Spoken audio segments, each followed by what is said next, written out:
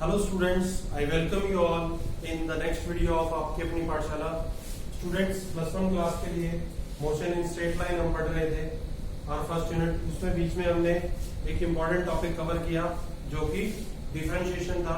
उसमें पार्ट 1 और पार्ट 2 साथ में असाइनमेंट्स मैंने आपको दिए। उसके बाद स्टूडेंट्स अब हम इसके मेजर पोर्शन पे आते हैं और देखते हैं कि इसके अंदर हमने क्या क्या पढ़ना है। तो चलिए स्टार्ट करते हैं। सबसे पहले आपको पता होना चाहिए कि डिस्टेंस क्या होता है। What is distance? ठीक है, अब देखिए डिस्टेंस बेसिकली क्या होगा आपके पास, the actual path length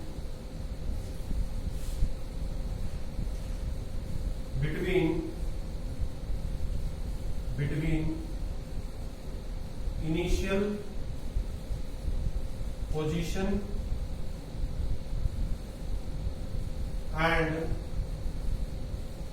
final position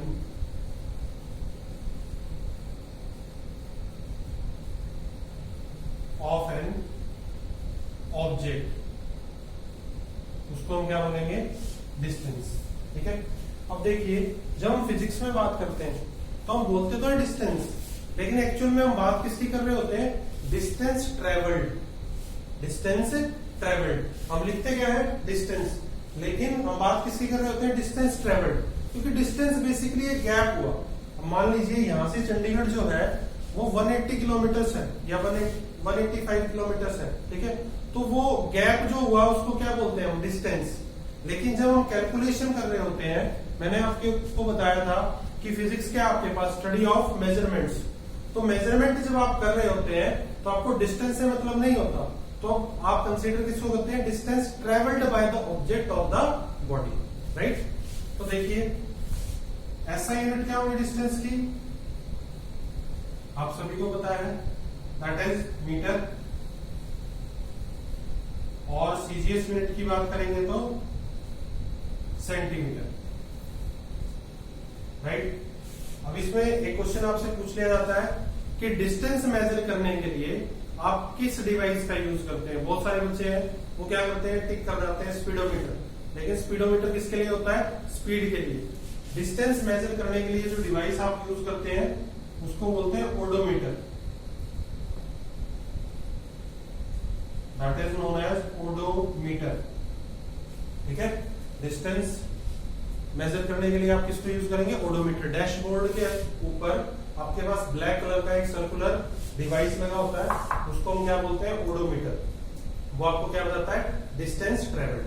ठीक है, पैरेलली अगर आप बात करें, मान लीजिए आप ए पॉइंट से बी पॉइंट पर जा रहे हैं। कहां से कहां जा रहे हैं? ए पॉइंट से बी पॉइंट पर जा रहे हैं। ठीक है, तो आपके पास पाथ कोई भी हो सकता है। रेक्टेंगुलर पाथ आप फॉलो कर सकते हैं, जिगजैग पाथ आप फॉलो कर सकते हैं, सेमी सर्कुलर पाथ आप फॉलो कर सकते हैं, ट्रायंगुलर पाथ आप फॉलो कर सकते हैं। तो देखिए सभी आपकी जो जर्नी होगी और आपने जो डिफरेंट पाथ फॉलो किए हैं उनमें आप देखेंगे आपकी पाथ लेंथ क्या होगी? डिफरेंट होगी। इसमें अलग है, इसमें अलग है, ट्रायंगुलर में अलग है, रेक्टेंगुलर में क्या है? अलग है। तो आप पाएंगे कि डिस्टेंस आपका डिपेंड करता है कि आपने एक्चुअल में पाथ क्या फॉलो किया है। जो आप पाथ फॉलो करेंगे उसके अकॉर्डिंग डिस्टेंस की वैल्यू क्या करेगी? वेरी करेगी। आप स्ट्रेट लाइन पाथ भी फॉलो कर सकते हैं फ्रॉम ए टू बी। इस पाथ को हम क्या बोलेंगे? Shortest path from A to B, right. तो जैसा पाथ होगा आपके पास उस हिसाब से आपके डिस्टेंस की वैल्यू क्या करेगी? वेरी करेगी। कैसी क्वांटिटी है? It is a scalar quantity. Scalar quantity scalar quantity क्या होती है? ऐसी क्वांटिटी जिसका सिर्फ क्या एग्जिस्ट करता है? मैग्नीट्यूड एग्जिस्ट करता है, which has no sense of direction.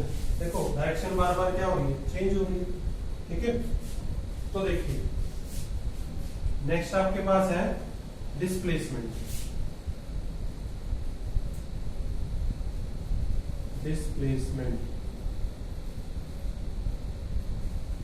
Displacement क्या होती है बेटे? द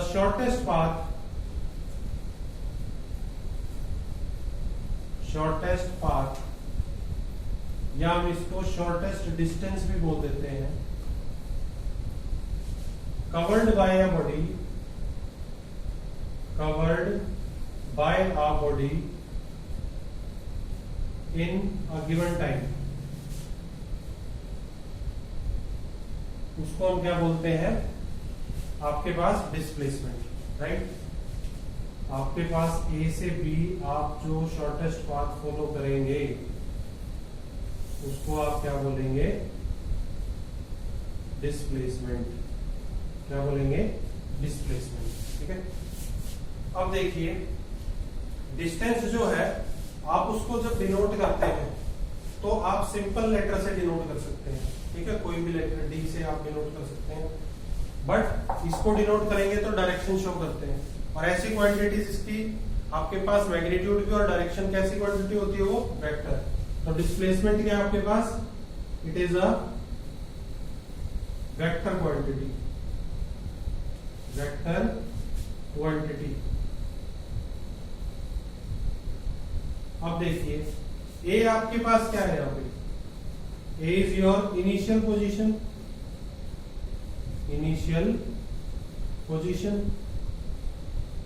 और बी क्या है आपकी? Final position. तो आपके पास डिस्प्लेसमेंट के केस में डायरेक्शन क्या होती है? हमेशा initial position to final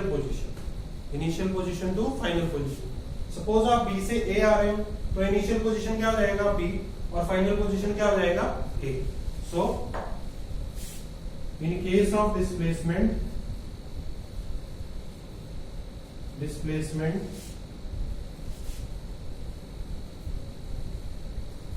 the direction is from initial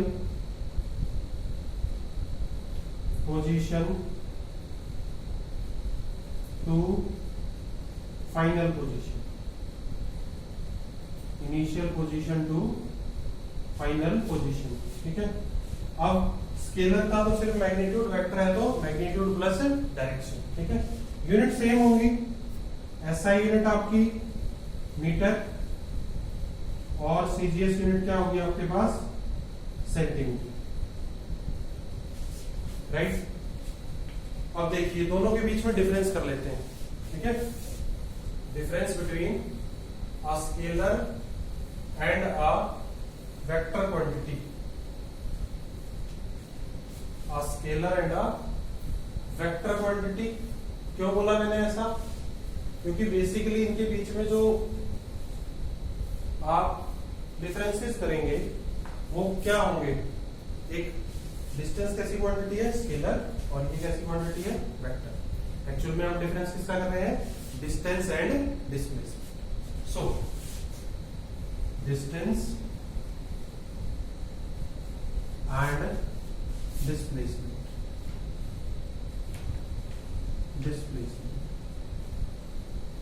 ठीक है। देखिए सबसे पहले it is the actual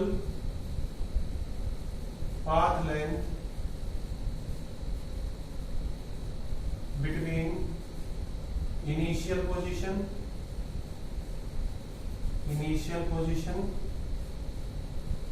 and final position।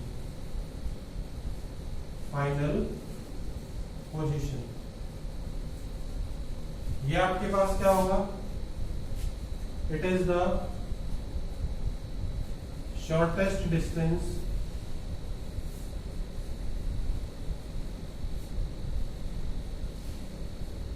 between initial position and final position।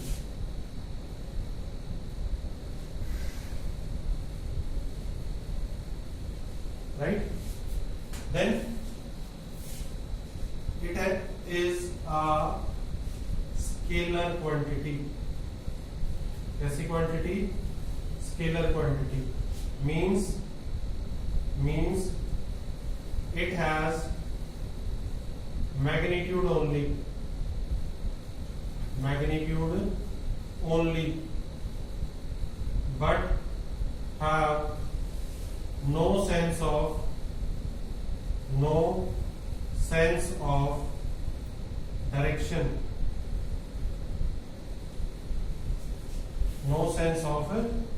direction, right.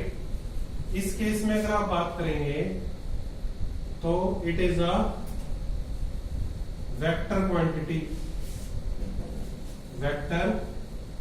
Quantity, it has both magnitude as well as direction, magnitude जो student, बहुत सारे ऐसे students हैं जो यूज करते हैं वर्ड मैग्नीट्यूड, बट एक्चुअली में उनको ये नहीं पता होता कि मैग्नीट्यूड होता क्या है। मैग्नीट्यूड क्या होता है? किसी भी क्वांटिटी की आपके पास न्यूमेरिकल वैल्यू। मान लीजिए हमने बोला लेंथ 5 सेंटीमीटर, तो 5 क्या आपके पास? मैग्नीट्यूड। हमने बोला वाटर इज 10 लीटर्स, तो 10 क्या आपके पास? Magnitude, right. Then it can never be negative और zero, means it is always positive। क्या होगा? पॉजिटिव। और आपके पास displacement it can be positive,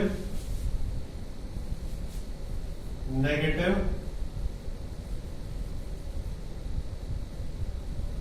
और जीरो। अब पॉजिटिव, नेगेटिव और जीरो कैसे? देखिए, ए से बी आप जा रहे हैं, स्ट्रेट जाएं, ट्रायंगुलर जाएं, रेक्टेंगुलर जाएं, जिगजैग जाएं, आप कुछ ना कुछ पाथ क्या करेंगे? फॉलो करेंगे, तो कुछ ना कुछ आपके पास क्या होगी? वैल्यू। लेकिन जब आप डिस्प्लेसमेंट की बात करते हैं, ये किस पे डिपेंड करता है? डायरेक्शन पे। सपोज आप ए से बी जा रहे हैं, ये 1 मीटर है, ठीक है, तो आपसे पूछे कि डिस्प्लेसमेंट बताओ, मैं डी से डिनोट कर लेता हूं, ऊपर साइड ले लेता हूं वेक्टर, ठीक है। This arrow is the symbol of vector. इसी चैप्टर में आगे हमारे पास है वेक्टर्स का जो है कंप्लीट क्लासिफिकेशन, उसमें बताएंगे कि एरो क्यों लगाते हैं। तो मान लीजिए डिस्प्लेसमेंट में बोलता हूं ए से बी, तो कितना है मेरा? 1 मीटर। आप सपोज करो जो बॉडी है ए से बी जाती है और फिर बी से ए वापिस, तो डिस्प्लेसमेंट जो होगी A to B and then B to A, तो पॉजिटिव कितनी? 1 अगर हम इनिशियल पॉइंट से लें, तो फिर वापस में डायरेक्शन चेंज हो गई, तो साइन क्या होगा? चेंज, तो -1, तो डिस्प्लेसमेंट कितनी? 0। अब सपोज करो बॉडी ने ट्रेवल किया फ्रॉम ए टू बी, और बी से जब वापस ट्रेवल किया तो ए पॉइंट पे ना रुक के उसने स्टॉप किया किस पे? सी पॉइंट पे, और ये भी कितना है? 1 मीटर। कितना आपके पास? 1 मीटर।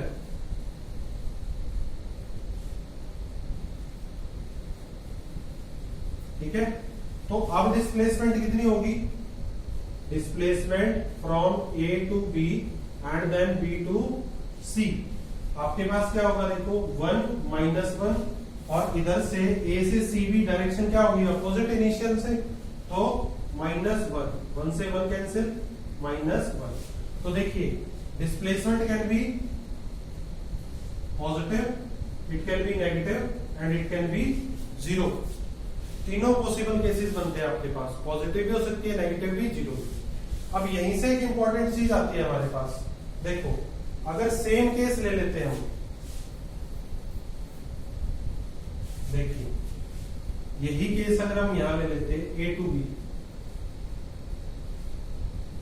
1 मीटर, तो हमारे पास डिस्टेंस सिंपल डी से डिनोट करेंगे, एरो नहीं लगाएंगे क्योंकि वेक्टर पे लगता है। कितना होगा 1 मीटर। ठीक है, अब बोलते ए से बी, बी से ए, डायरेक्शन मैटर नहीं करती। तो अगर डिस्टेंस निकालते, ये कहां से कहां तक था, ए से बी, ये कहां से कहां तक, ए से बी और फिर दोबारा A, distance from A to B and then A. आपके पास क्या होगा 1 + 1 कितना 2 मीटर्स। ठीक है, जीरो का चांस नहीं है क्योंकि पाथ लेंथ लेते हैं हम। अगर मान लीजिए ये ऐसे फॉलो करता है, suppose this is 1 and this is 1, तो कितना हो गया 1 + 1 + 1 3। कहने का मतलब क्या है कि डिस्प्लेसमेंट जो है वो या तो डिस्टेंस के बराबर होगी या उससे कम होगी। देखिए कितना था 1 मीटर, इस केस में कितना हो गया 2, इसमें कितना था 1, इसमें कितना हो गया 0। ठीक है, तो या तो उसके बराबर होगी या कम होगी। और डिस्टेंस की बात करें तो डिस्टेंस या तो क्या होगा ज्यादा होगा या डिस्प्लेसमेंट के इक्वल होगा। क्लियर है, तो ये हमारा फोर्थ डिफरेंस। देखिए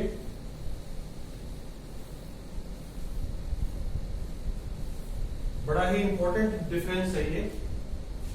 ठीक है, देखिए क्या है,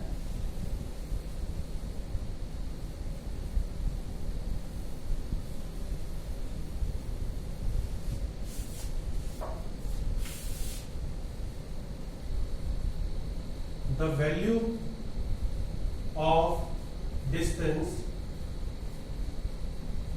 is either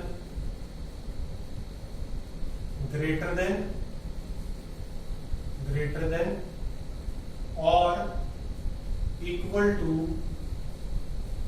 displacement, greater than or equal to displacement, या तो ज्यादा होगा या फिर क्या होगा बराबर होगा। वहीं पे अगर डिस्प्लेसमेंट की बात करें, the value of displacement is either less than और इक्वल टू डिस्टेंस, या तो डिस्टेंस के बराबर या उससे कम। ठीक है, अब देखिए the value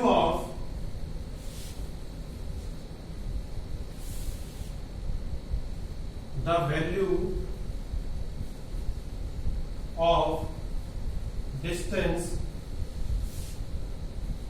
is different because it has different values along different path followed। जितने पाथ हम फॉलो करेंगे हमारे पास वैल्यू क्या होगी डिफरेंट आएगी। तो हम इसी बात को क्या बोल सकते हैं, it do not have a unique value, इसकी कोई यूनिक वैल्यू नहीं होगी। ठीक है, इस केस में हम क्या बोल सकते हैं, it has a unique value, क्योंकि किस पे डिपेंड कर रहा है, पाथ पे। ठीक है, then the value of distance depends upon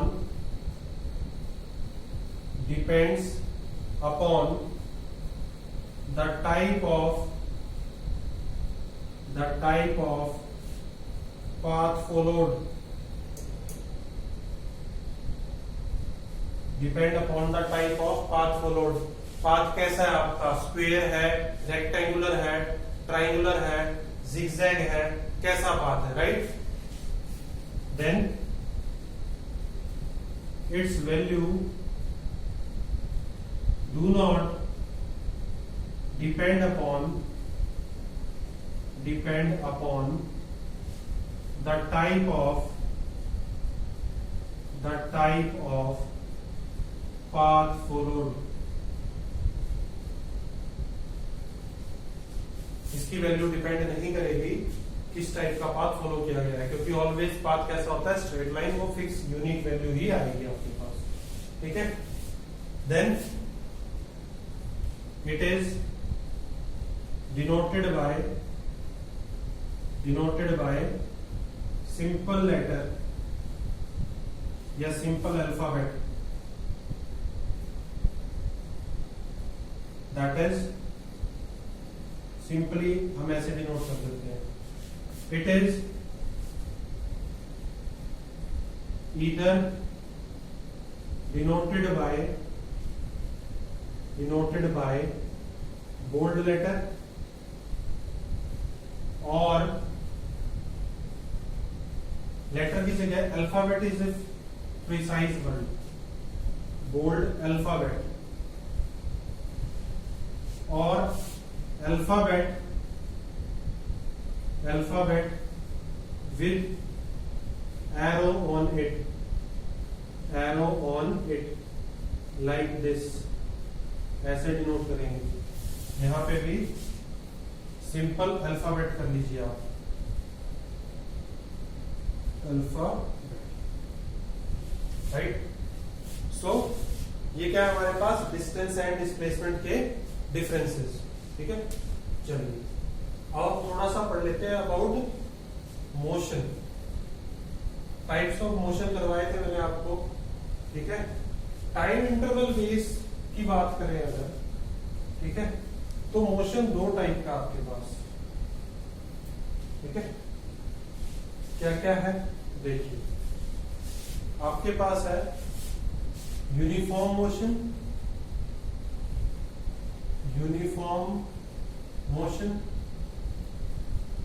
and non uniform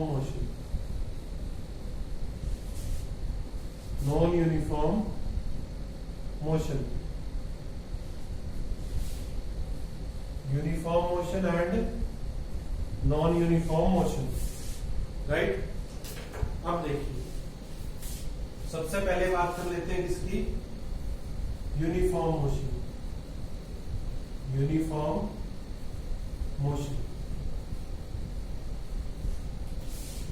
motion कब बोलेंगे, when an object covers equal distance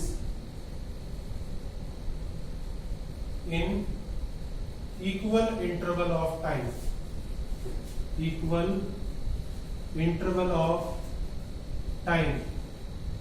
books में इतना लिख के छोड़ दिया जाता है कि when an object covers equal distance in equal interval of time. बच्चे पढ़ के भी छोड़ देते हैं, लेकिन ये इनकम्प्लीट डेफिनेशन है. कंप्लीट डेफिनेशन क्या है, when an object covers equal distance in equal interval of time, however small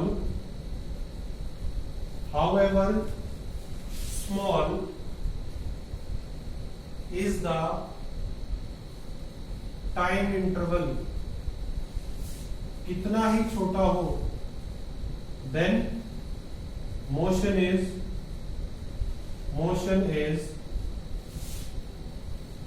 uniform motion. तो उस केस में मोशन कैसा होगा, यूनिफॉर्म मोशन. एग्जांपल, मान लीजिए कोई बॉडी है आपके पास जो ट्रेवल कर रही है from point A to B. ठीक है. और ये डिस्टेंस आपका 10 मीटर और टाइम कितना लग रहा है, 10 सेकेंड्स. कितना, 10 सेकेंड्स. अब हम इसको डिवाइड कर देते हैं 10 पार्ट में.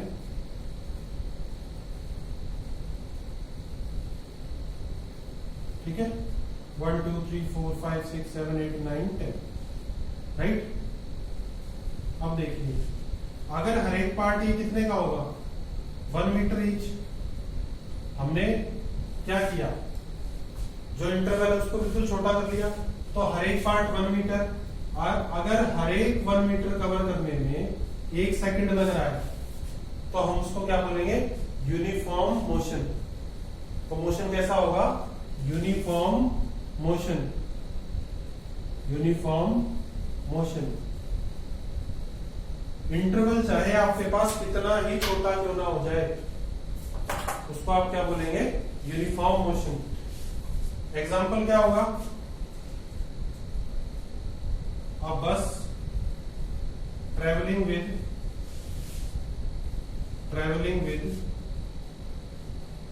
constant speed।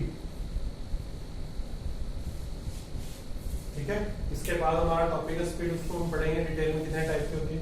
कांस्टेंट स्पीड से अगर जा रही होगी आपके पास, तो आपके पास इक्वल टाइम इंटरवल में इक्वल डिस्टेंस कवर करेगी, या आप कहें इक्वल डिस्टेंस कवर करेगी इन इक्वल इंटरवल ऑफ टाइम, अगर उसकी स्पीड चेंज नहीं हो रही, राइट। नॉन यूनिफॉर्म मोशन देखिए, नॉन यूनिफॉर्म मोशन,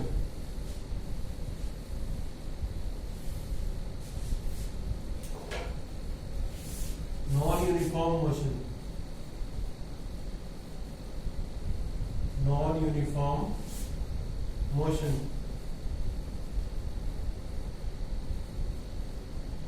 ठीक है, नॉन यूनिफॉर्म मोशन क्या होता है, देखो, when an object covers equal distance in unequal interval of time,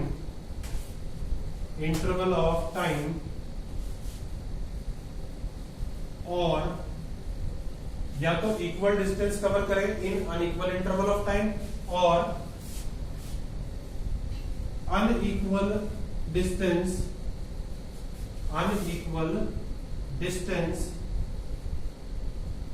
in equal interval of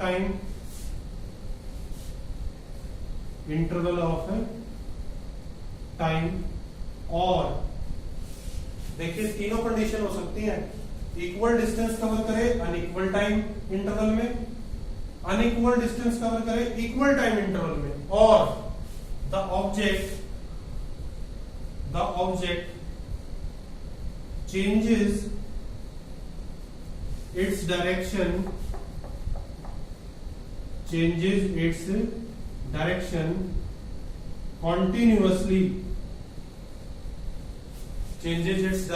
continuously, then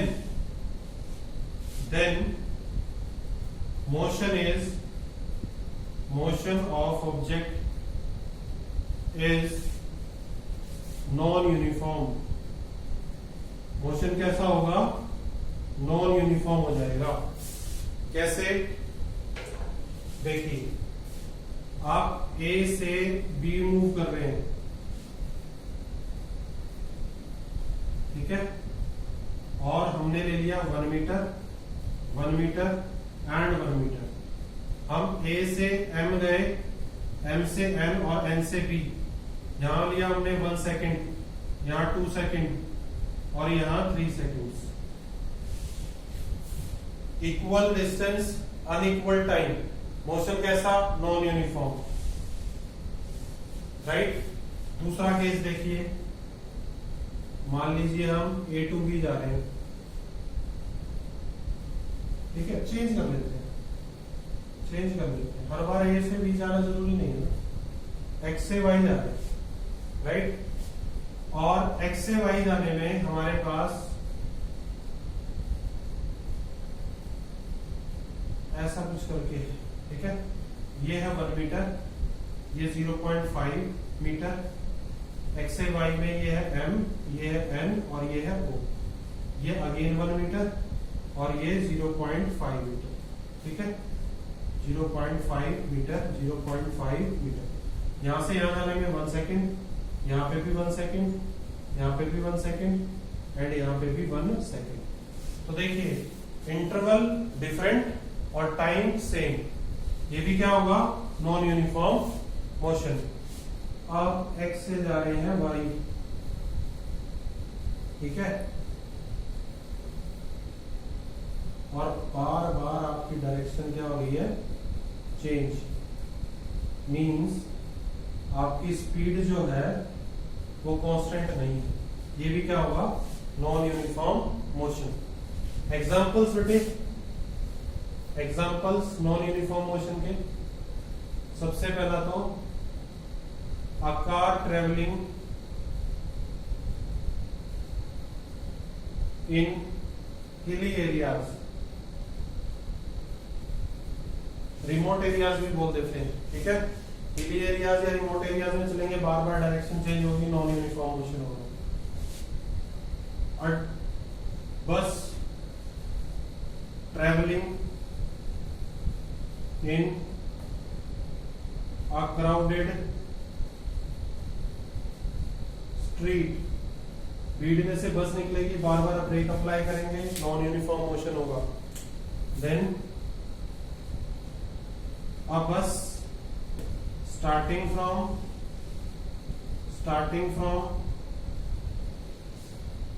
stand